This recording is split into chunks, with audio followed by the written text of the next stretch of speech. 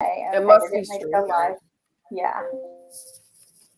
Okay, so welcome to Female Founders Talk. We just talk business, and I am so excited. My name is Dana Williams. I'm so excited to be here with Lynn Tickner and Liz Cortez. We've been going through a series of themed discussions, and this week we're going to be talking about branding clarity and how do I know if my logo is good enough. And so we're broadcasting live right now from LinkedIn Live, and we're also going to be in Clubhouse. So if you have questions in Clubhouse, please raise your hand, and Lynn will be bringing you up. And we are just thrilled to have you guys here today. And so I wanted to kind of introduce myself. I'm Dana Williams. And what I find myself helping people with, especially right now in the great transformation, the great reshuffle, is there's a lot of people right now that are burnt out. They're feeling like they're not making an impact. So I put together a four-part framework that helps employees and teams and leaders and individuals lean into their strengths, transform their lives, and transform their brand. And so I spend a lot of my time working on that with individuals and coaches and teams and love it. I come from Southwest Airlines, 25 years of marketing experience.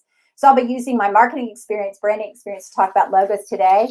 But I think branding is from the inside out. So that's going to be you'll hear that theme from me throughout today. And I'd like to kick it over to Lynn and then to Liz.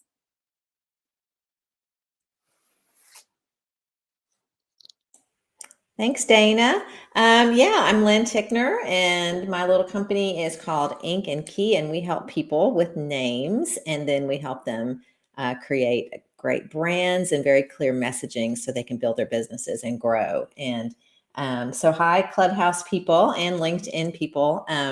Last week, we talked a little bit about naming, and so, that's usually the next step for people. After they get a name, then they need a way to visually represent their new brand. And so we might bring a little bit of naming stuff back in today. So I'm going to pass it on over to Liz.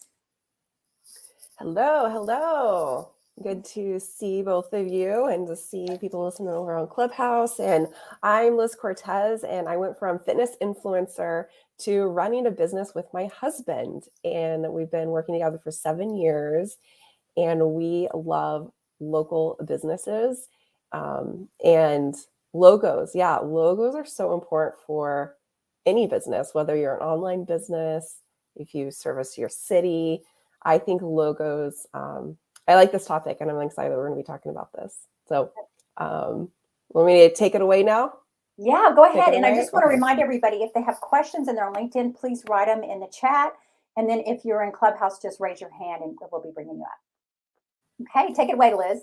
Yeah, so our very first hire for our company was a web developer, and our second was a graphic designer. So those were our first two, besides my husband and I. That's who we hired, because at the beginning of our company, we were like really doing all marketing for the clients that came on board. They fired their team, and then they were hiring us to like do everything. And so we knew right away we needed really great, versatile people like that could help out our clients with whatever they needed. And so we're not a logo design company, but we have made quite a bit of logos. And my husband has always been a part of those projects. And he was a big part, man. Our logo, our graphic designer, he logos are his favorite thing to do. And he literally would sketch with a pencil. And I remember him coming to us having 3 pages of ideas for what does Rebel Fish logo, what does that logo look like? And back then we already knew that this was going to be a big company. We knew we had a big vision and who we wanted to help. And there was just, in our world, there's a lot of agencies that just use other companies. So they're like the middleman, and they don't really know what they're doing. And we just knew we wanted to hire in the US. We wanted to like change the marketing industry and really do that. So we created a brand and our logo.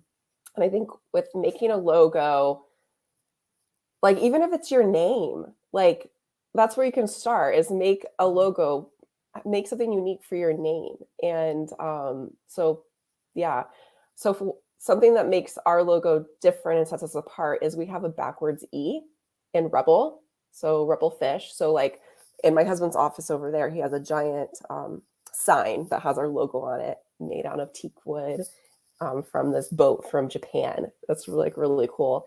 And so then we have 3 bubbles.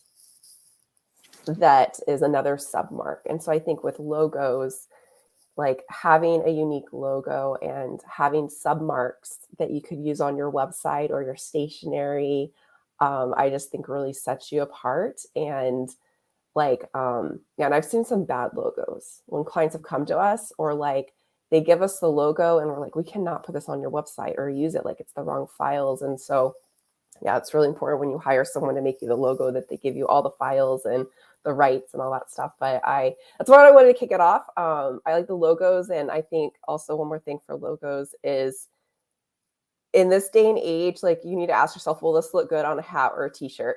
Like, Yeah. there's so many intricate logos that are like, I invited a friend, she's going to be joining us in Clubhouse in like 20 minutes. And she's made a lot of logos. And yeah, some of the logos she's made are very intricate. And some of them are like simple, and like, yeah, some you wouldn't be able to put it on a t-shirt or put it, I mean, just too detailed, or yeah. So I think that's something interesting. But I'll kick this over to either one of you. Yeah. What are your thoughts around logos? Or like, I'm so curious. I would just want to see a post of all of our logos I or know. something We have to, together. I was telling That Linda, would be that's fun. hard because we need to have a visual. So I think the biggest thing with logos, and it's so cool that we have all of our different perspectives, me coming from corporate, Lynn from a naming company, you from having your own agency where you've helped individuals with their branding and all that. And I think we all have a different perspective. But I think one of the things I think would be a good question to ask is, there's so many people right now starting their own businesses. And sometimes they start right with the logo, and that's not the first step. So I think, I'm curious. Last week we got to talk about, how do you, how do you build a name for yourself and a product? So I think there's a lot of work behind the logo that people don't realize. So I was thinking it might be fun for us to talk about that and our experience with behind the logo. So I was a part of when Southwest rebranded in 2015. I think it's 2015. And that was a really exciting time to watch and I've been through, probably 4 or 5 rebrands and new product development. And I think one of the things that's so important is making sure that you have a really good brief about what you want, about what the logo stands for, about what the company stands for. And that gets back to mission. And I always say, show me a good brief and I'll show you good creative. And I think that is huge, that the brief of what, if you're a founder or you're an individual solopreneur, what does your company stand for? What is your mission? And all that needs to, and this is all the work that Lynn helps you with as you're developing your brand. But I think so much of that is the hard work that goes behind it. And then the logo comes next. But I think there's going to always be several different versions of the logo that come out from the creative team.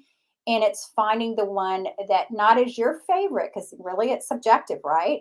Finding the one that speaks to your audience. And the way that we always did that is with research. So making sure we got different, not only customers, but employees and stakeholders. And all of a sudden, if you've got 3 that are in the finalists, you're always going to hear one that kind of emerges. And that's within corporate. Now, when you're starting your own brand, I'd love for Lynn to talk about that and talk about the work that she goes through when she's helping someone with their brand and then helping them to get their logo. There we go. Okay. Yeah. I will definitely speak to that. I also want to say hello to the people who are joining us on Clubhouse and just let you know that we'll be inviting you up on stage in about 15 or 20 minutes when we're finished here on LinkedIn Live. But we are glad that you're here. So if you'd like to chat and ask questions about logo, then feel free to raise your hand and we'll invite you up in just a little bit. So we're glad that you're here. And so, yeah, that's what you said, Dana, makes so much sense, but a lot of people don't really think about it. Whenever you mentioned that it doesn't really matter how much you like the logo, that it's, it's the same thing with naming. We tell people your business name is not for you. It's for the people that you serve. Same thing with your logo. Your logo is not for you. It's for the people that you serve. It's like, we don't want people to hate their name or hate their logo.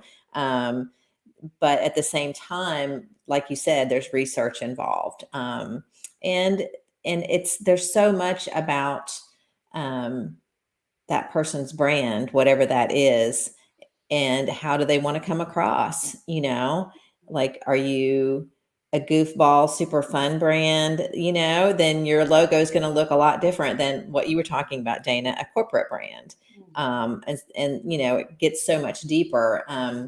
And the same thing, that we ask people, what role do you want your name to play? Like, what hat do you want it to wear?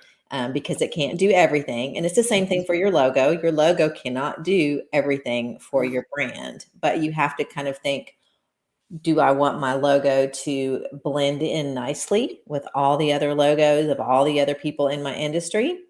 Or do I want my logo to be like wildly different and completely stand out as far as the type of logo that I'm creating? Like, whether it's sort of a hand-drawn one, Liz, like you were talking about, or do you want it to be flat? Or, there's so many options, and I'm not a graphic designer, so I can't speak to all the options that are out there, but, what kind of tone do you want your brand to have? What is your brand personality? And is that going to speak to your target audience so that they're going to be drawn in and more interested in, opening that door to what your brand actually has to offer to help them solve the problems that they're struggling with? And big amen to all the details in logos too, because we do have people that will periodically ask Kara, my graphic designer, to add all these little intricate details, and she's so sweet, but she always tries to explain to people that, this logo has to look good on, and then list out the different places that someone's logo might show up. And a lot of people just don't, and they shouldn't be expected to know all of that, because that's not going to be their area of expertise, but it's something that we do run into. So yeah. What is the biggest problem you guys see with people bringing logos to you? Whether, Liz, you've had to tell some people, no, let's don't use this one. And Lynn, you've probably had people that you've worked with them on their naming, and then all of a sudden they say, okay, and this is going to be our logo. And you're like, oh. So what are the biggest challenges you guys see when you're helping people with their logo, and how do you overcome those?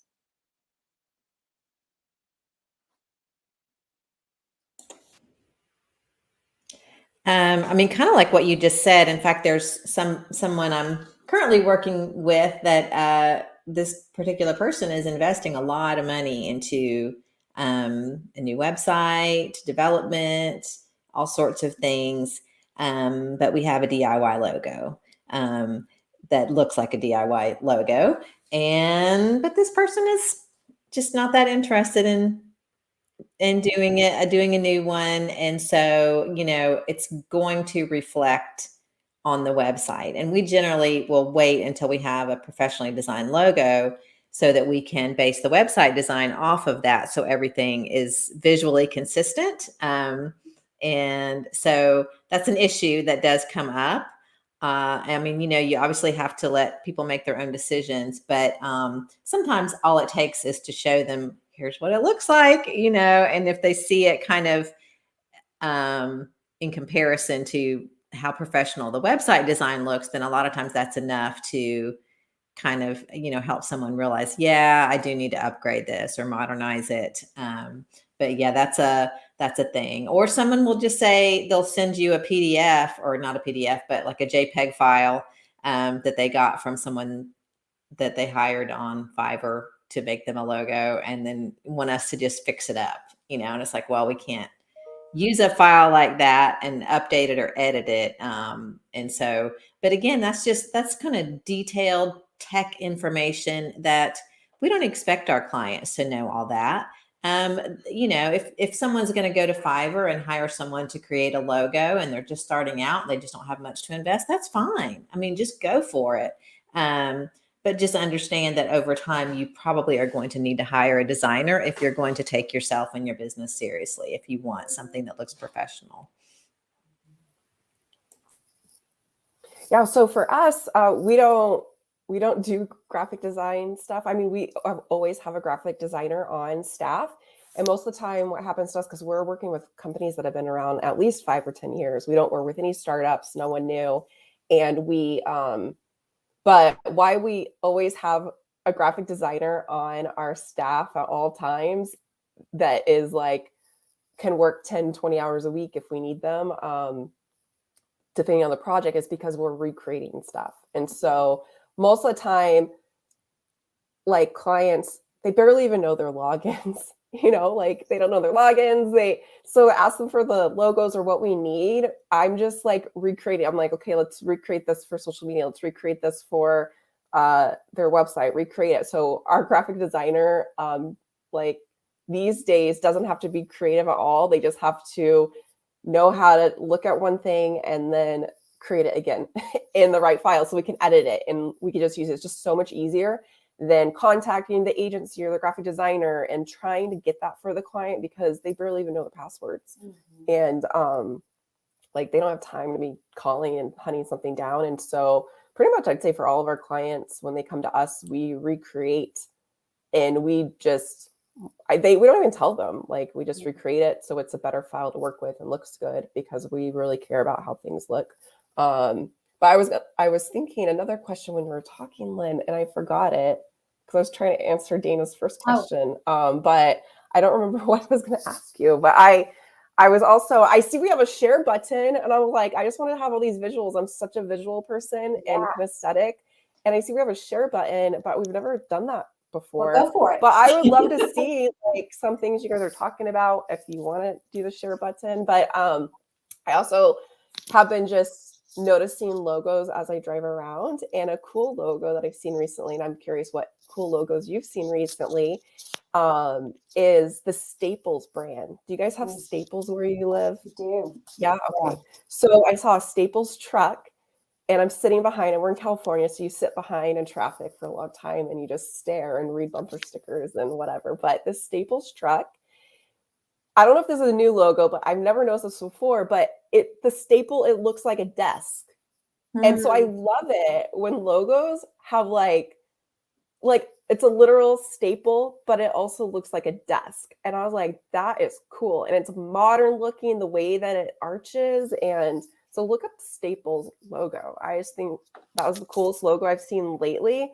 And I know like you could look up like Coca-Cola and how their logo has changed, or other big brands. Sometimes they change it and make it modern. So I think that's the last point is like, if you have been around, 20, 30 years, you for sure should be updating your website like every couple of years and giving it a facelift, but you should maybe consider your logo, because I see, since we work with companies and franchises that have been around a long time, their logos look really outdated. They're just not modern. And so that's something to consider.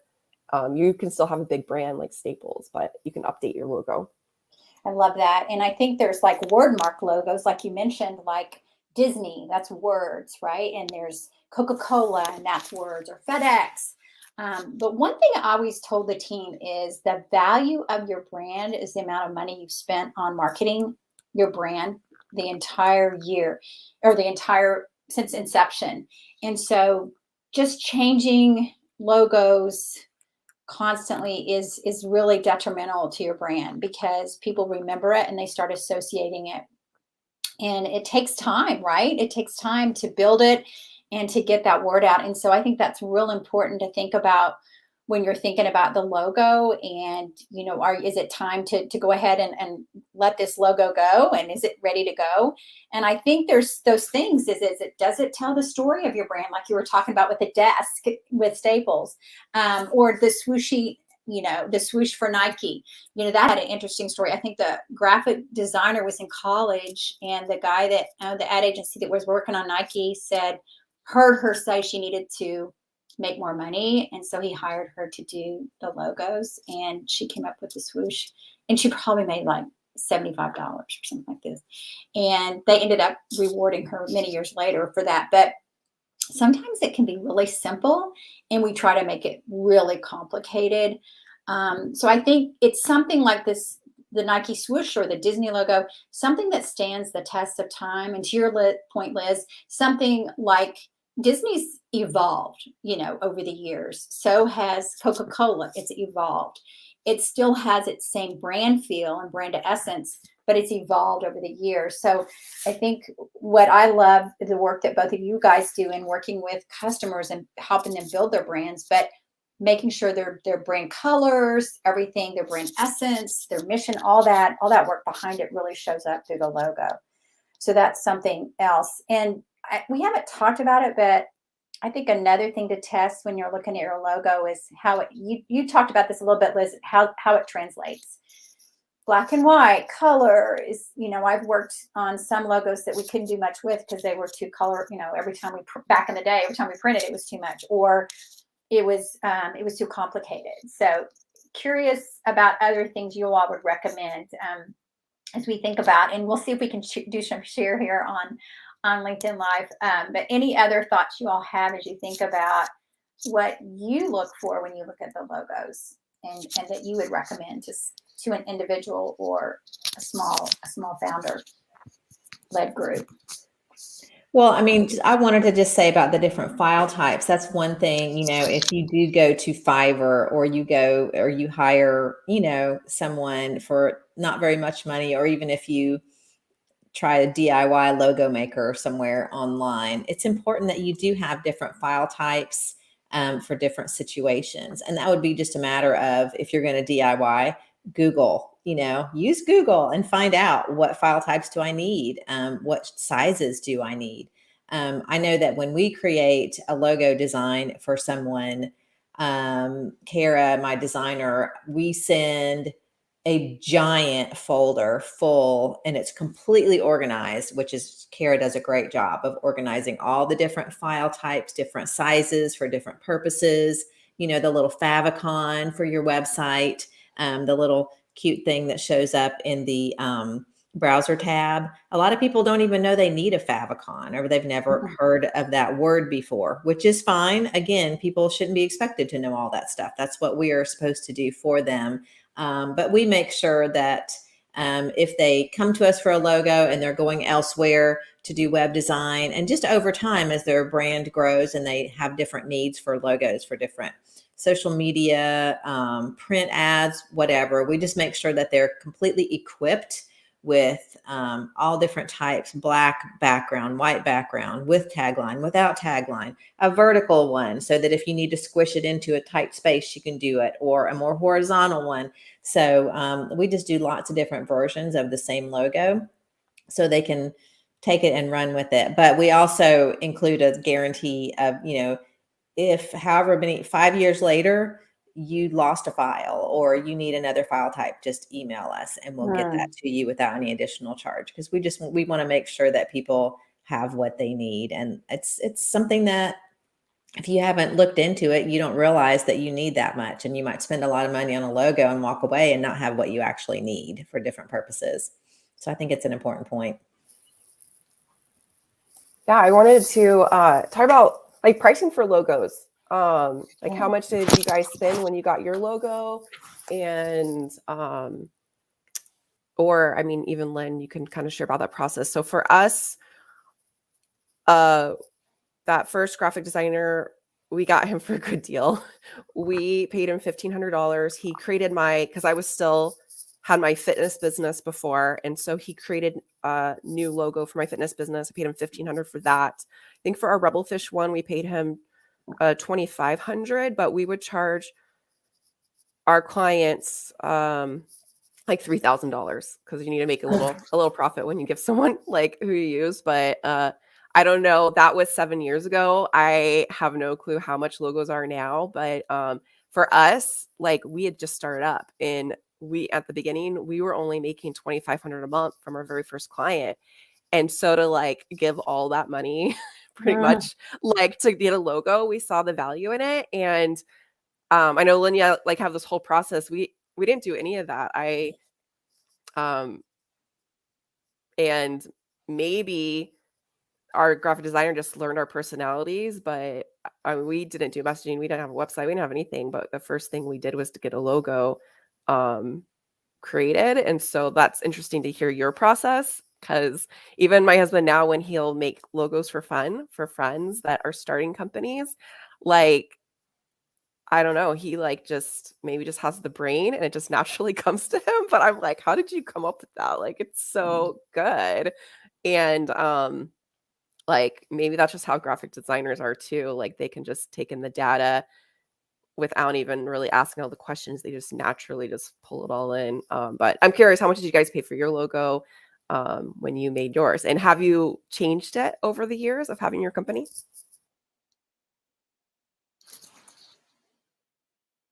Lynn, do you want to go? Sure. Yeah.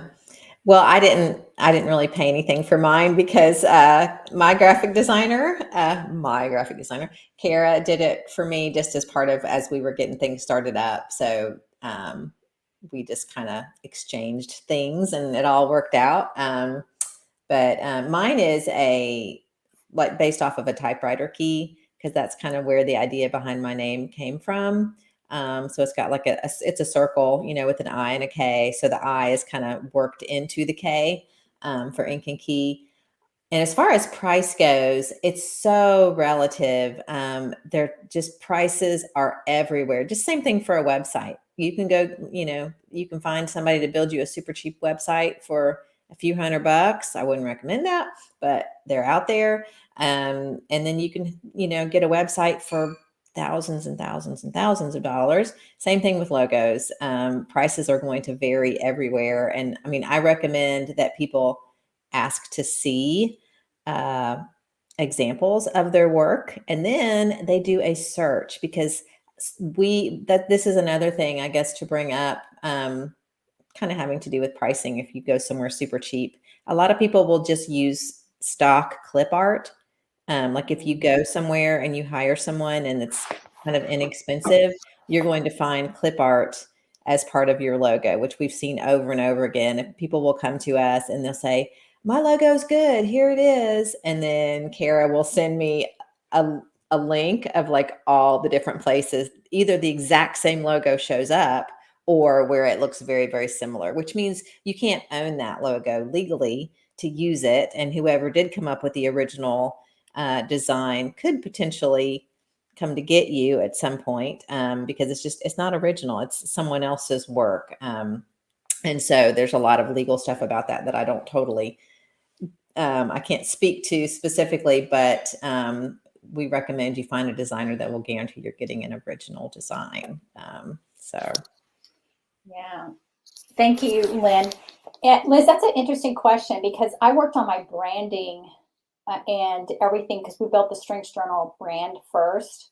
And that's a typeface brand. And so we spent a lot of time on, is this an energetic brand? Is it a more conservative brand? Is it a classic brand? So we spent a lot of time on building the brand and then agreeing and looking at the typefaces and thinking about the typefaces. I'm sure there's a lot of work that you do, Lynn, and thinking about, how those typefaces would show up and what are the 2 or 3 that we would use that fit into that brand personality and that brand essence and the mission of the company. And then it wasn't till later that I needed to develop something for Dana Williams Consulting. And all I did was take the typeface that we use for the brand so that we're consistent and use that as my logo. I didn't go spend a bunch of money on that. And that was a way to keep the brand consistent, but at the same time, stay in the brand family. And just with a little bit different. So that was my approach.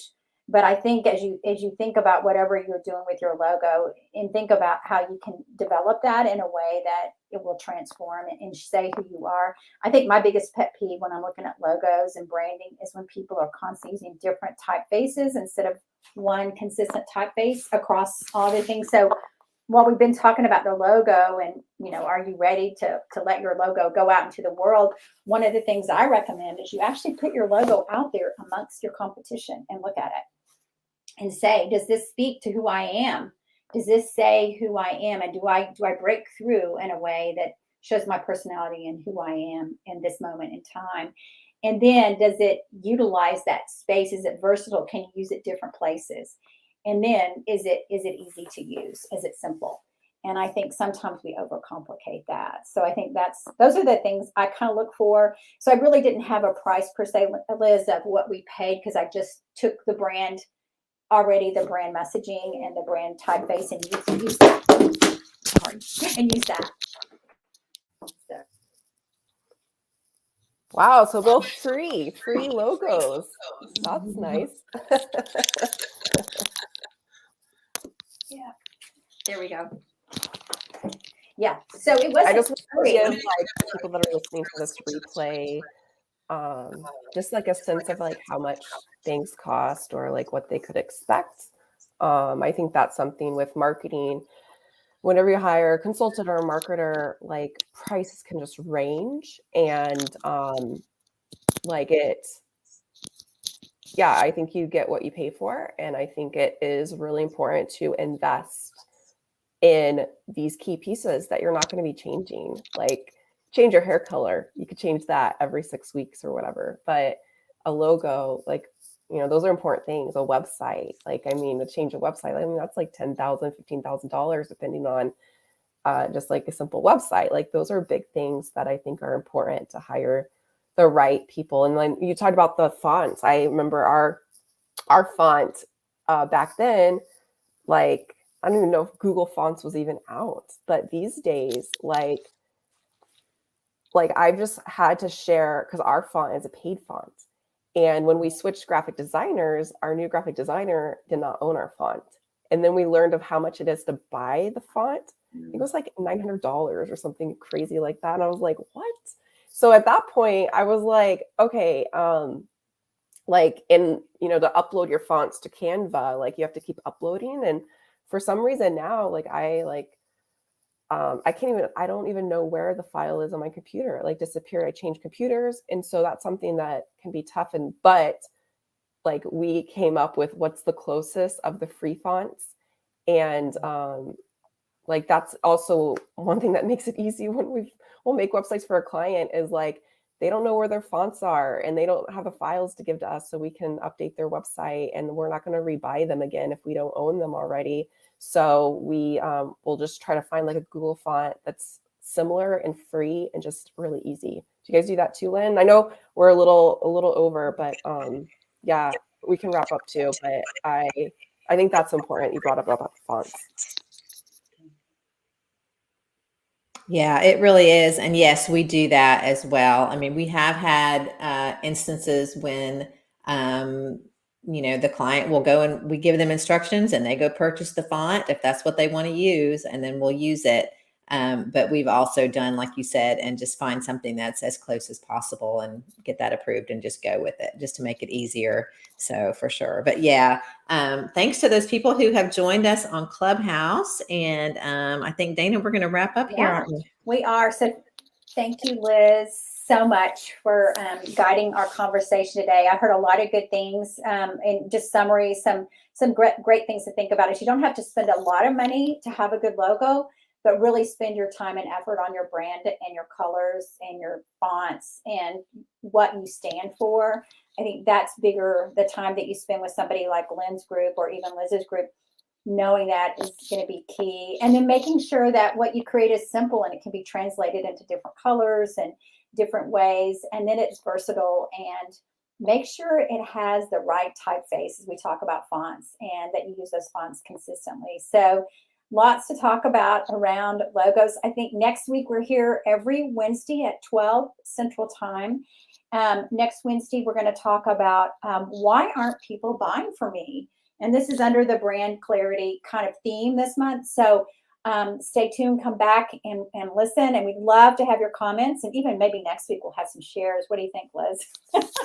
We'll try that. So thank you guys. Bye. Bye-bye.